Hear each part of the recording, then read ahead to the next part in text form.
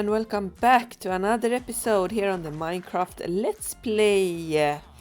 I'm standing here looking out over my base, trying to figure out what the next project is going to be. And I have an idea that I have had either since I started in this cave actually. And if we look around, you can see all the different projects that I have made here. For example, we have the villager farm, we have some crop farms up there, we have the nether portal which was made last time, the base inside of the base, and also the zombie maker village converter thingy, and also of course the sorting system and the storage area. But what you can also see that it's not a lot of color in here. I've gone with a lot of deep slate, mostly because I have a lot of it, but also I wanted it to sort of feel like this was built into the cave, so it shouldn't stand out too much. It should be in this sort of grim looking material, but I want to have some sort of pop of color, and I found that we would make something that I have up here. So I'm just going to go over there. We're going to ignore the slimes and everything, and as soon as I've written up the water column here, I'm going to explain what I mean. So we have a very nice looking water canal, or not canal, but I think they are called aquifers. I think they are called that at least, or if this is not too small for it maybe, but we have some water here, and it goes over in that side. We have water that goes over here in some nice waterfalls, and it has a very nice and natural feeling to it. So I wanted to actually transform this, oh sorry, going over here, and yeah, transform this into much lusher and nicer, because it would make sense, since we have a lot of water here, it would make sense to have a lot of greenery and growth going here, since there's water here. In the rest of the cave there are not much water, except for there. I'm going to take that out sometime, but we have a lot of stone and very grim landscape, so nothing much can grow there but by the water here.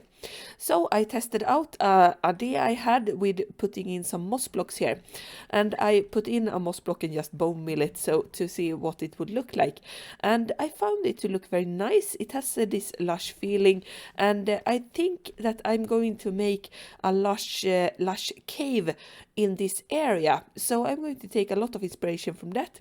It's also going to conceal a farm that I'm going to make later on, maybe in this episode. We'll see how much time we have. So first things first, moss we already have. We can just bone mill everything going around this place, and bone mill all of the deep slate that I want to have bone milled and getting into moss, and also put in some azalea bushes and everything, maybe getting some clay or some stuff that we can put in here. But I don't have a lot of other stuff that I need. For example, I don't have any drip leaf, I don't have a lot of glowberries, and I also want to put in some of the flowers and everything in here, maybe put in some cobblestone, mossy cobblestone, so we get a little bit of a different texture. So I'm going to go out in the world and look for an azalea tree that can show us where we can find a lush cave, and we'll see each other when I have found some of that. Okay, so I finally found an azalea tree, and we're going to go start digging soon, but I just wanted to show you guys because I was out a long time. It had been at least I think 15 minutes or something like that, and I've gone in one direction, nothing there, just ice and snow. It was a cold climate. Then I went in the other direction, and I found this taiga biome with an azalea tree on it, and I'm going to start actually by just harvesting the leaves from this tree to begin with. And in case you people don't know why I'm looking for these azalea trees, it's a new feature on, I think it was 1.17 it came in, or it was 1.18, some of them at least. The Caves and Cliffs update if you want to. And what you are in can find is that between no, not between, inside or underneath these azalea trees you can find lush caves, and that's exactly what we're after. I found some another lush cave just digging around here because I've been collecting the mossy cobblestone, but it was so small. It had like 3 drip leaves, 1 water pod, and a little bit of clay. It was nothing at all like I wanted to. So instead we're going to go and search for here, and of course we get the rooted dirt as well when we are going to go looking down here. And I just realized maybe we should have brought more torches, but yeah, we can have that as an afterthought instead and put just those in there. And these can go pretty deep, so it's going to take a little while before we actually found our way down. It's a little bit of a labyrinth as well, looking through the rooted dirt and everything.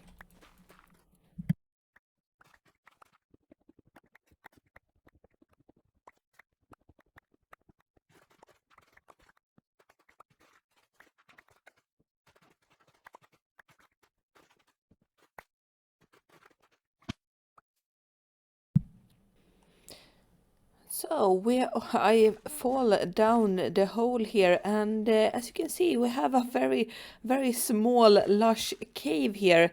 I was hoping to get a bigger one, maybe, so we could get some of the more rarer items like the spore blossoms and everything, but we're just going to get some moss here and some azalea bushes and some clay. I think at least we're going to hit some of this so I can get a little bit of it. Just yeah, it looks, oh, maybe we are a bit lucky here.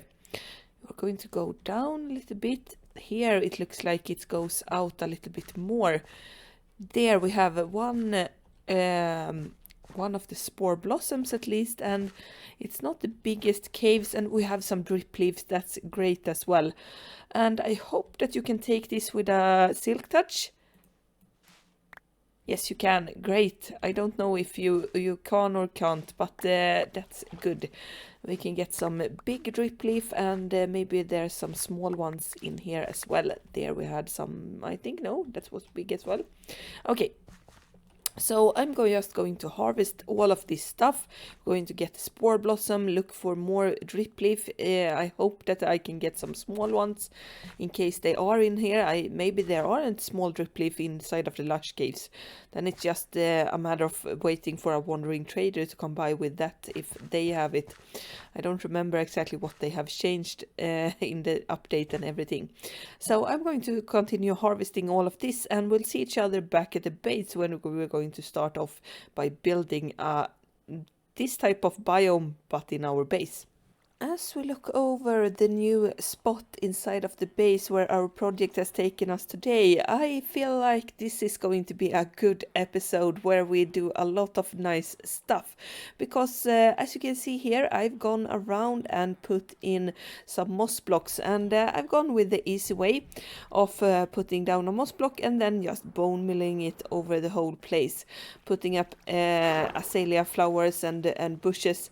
For example, over here where all of the things have been spawned when I've gone over with the bone meal, and I think that this looks very, very great as of just this moment. And we aren't even finished yet. I need to get in some more details. For example, I think we're going to have azalea trees made of some of these bushes. I need to get some more, maybe clay, some glowberries inside of here as well to make it look more like a lush cave. But with that, if I have done that it shouldn't be a very long episode with that. So instead I decided to do something more, and that was the reason for this greenery in the first place. I have a green wall of glass here, and we're going to actually dig out this place behind it and extend the greenery inside of there. But I need the glass wall there because I'm going to put some bees in here. And why the bees? Yeah, most obviously you need honeycombs and you need honey blocks.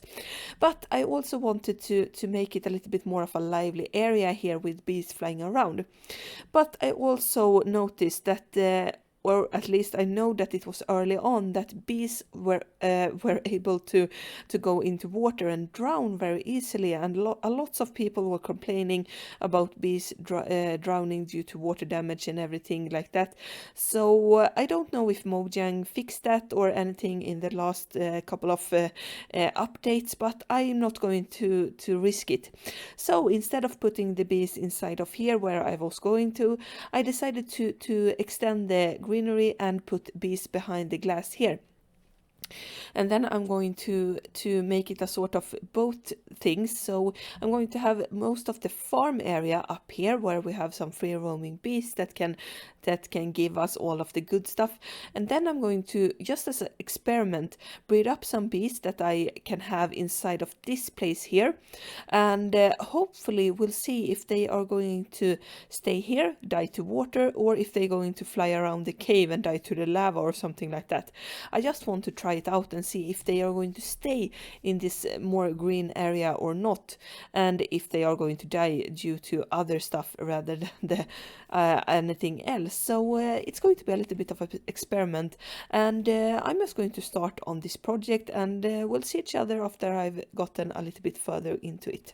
So, a couple of hours later, and we have a working bee farm which produces both honey bottles and honeycombs. And now all the bees decided to go into their hives, but yeah, it works really great. I've already tried it out a little bit, and I want to show you guys how it works. Just have to remember to put the glass back there so we don't have bees going outside where they're not supposed to be. So I put in a lot of flowers in here, so the bees have a lot of stuff to get pollen from. And then we have 6 beehives, 3 that produces honey bottles and 3 that produces honeycombs. And yeah, it's a very simple design. I've used this before, and I think I showed it on the video as well. But I'm just going to refresh your minds a little bit. So we can go inside of here, I think, and show you a little bit. So we're going to take that, and yeah, I can show you how this works. So we have both designs here. This one has the honey combs, and this one has honey bottles. And the honeycomb is the most easiest to explain, I think.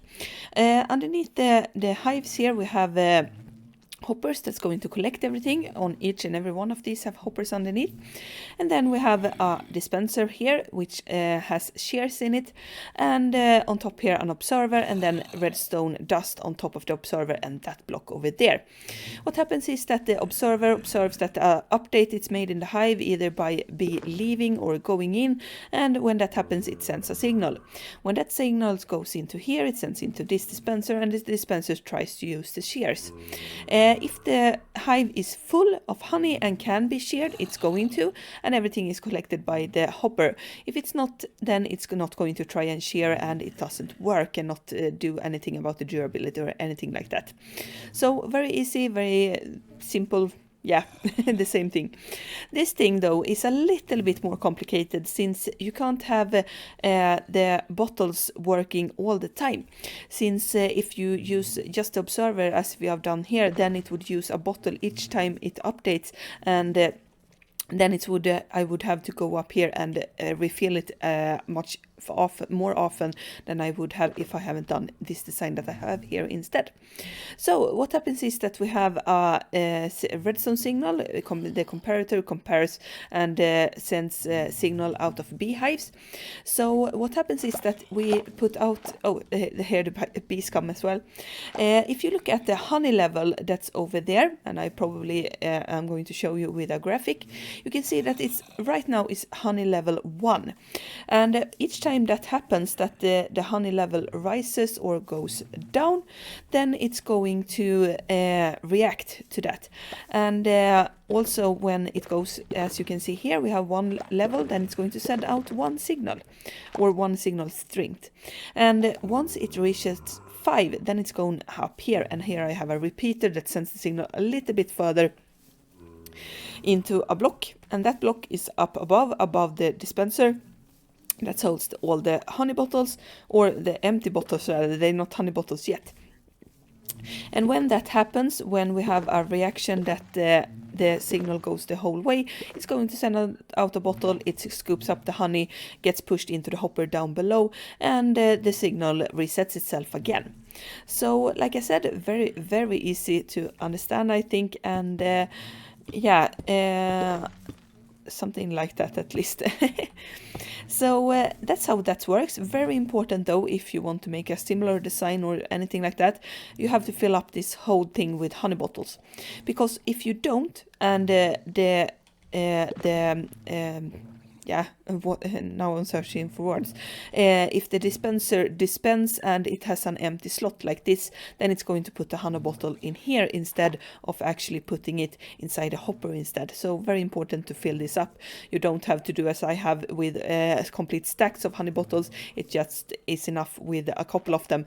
But keep in mind that the fewer, the often you have to go here and check, since dispensers take one bottle randomly. So that's the bee farm from up above here. I am going to show off a little bit of of the collection system as well. So we have all the beehives connected to hoppers, and I think somewhere in the middle here I have one hopper that they all connect to, and it goes down, and that down spiral or down facing hopper is down below here underneath our moss and nice looking thing. So this part is not completely finished yet, and that's only because I need to decorate it with honeycombs and honey blocks, and since I don't have a lot of it yet because the farm hasn't been running that much, I need to wait a little bit before I decorate it with the honey theme items. So we have now the sheep farm over there, the entrance to it, and we have the honey entrance here as well, and I thought that it would fit together pretty well, sort of making it a little bit more interesting, and also getting, like I said, I use the honey blocks, then it's going to be a bit more pop of a color, and I want to sort of keep the color inside of this area and not spread it out here where we have all of the other stuff. So that's the reason behind that. And with the explanation of the bee farm finished, it's also finished for the episode. So I'm going to turn over to you guys, and I hope that you have enjoyed it. If you did, I would really appreciate if you left a like, a comment, and even subscribe to the channel. I don't only make single player worlds anymore. I have recently put up videos about an SMP that I've joined, and I hope that you have enjoyed those episodes as well. Or if you haven't seen them yet, I recommend you to go watch them. Moss SMP is very, very fun to play and also to watch, I think. I hope that we'll see each other in the next episode. Goodbye.